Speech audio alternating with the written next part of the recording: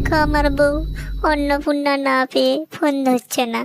হ্যাঁ, বউ অন্নপূর্ণা না পেলে আমি বাংলা খাবো, পয়সা কই? কাঁদেন না শোনা, আমার বউ তো অন্নপূর্ণা পায়, তোকে প্রত্যেকদিন রাতে এক প্যাক করে দিব। এ কি বউ, আজ ইলিশ মাছ যে কোথায় পেলি রে বউ? হ্যাঁ গো, অন্নপূর্ণার টাকা দিয়ে কিনেছি আজ।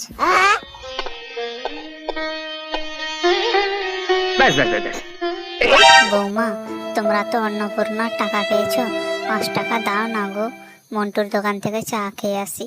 বর্দি, তোমার কাছে 5 টাকার খুচরা আছে? আমার কাছে তো 10 টাকার নোট আছে। বড় বৌমা, তোমার কাছেও কি 5 টাকা নেই? না বাবা, অন্নপূর্ণার টাকা তুলতে গিয়ে দেখি এটিএম থেকে 3000 টাকার নোট বেরিয়েছে, কোনো 5 টাকার খুচরা নেই আমার কাছে। দীপা, তুমি অন্নপূর্ণার টাকা পেয়ে মাকে নখপালিশ কিনে দাওনি কেন? উনি অন্নপূর্ণার টাকা পাননি, আমি কি করব? আমার টাকায় নখপালিশ কিনে দিব?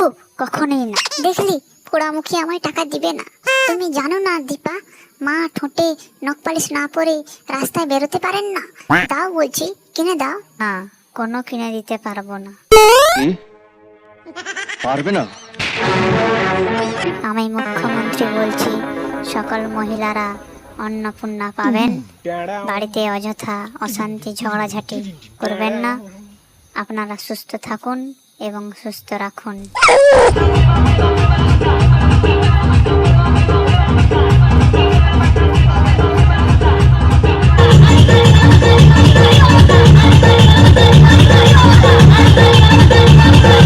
আমি পাহাড়ে যাব, আমি ঝরনা দেখব, সরকার দিয়েছে অন্নপূর্ণা, যতই খরচ করবি কর না, যতই খরচ করবি কর না।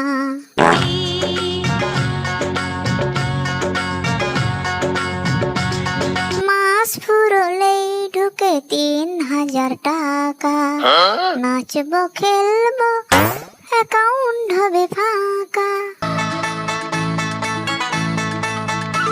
যাবো আমি পুরুলিয়া, খাবো আমি বিরিয়ানি, হোক না পেটে অম্বল গ্যাস। আমি পাহাড়ে যাব, আমি ঝরনা দেখব।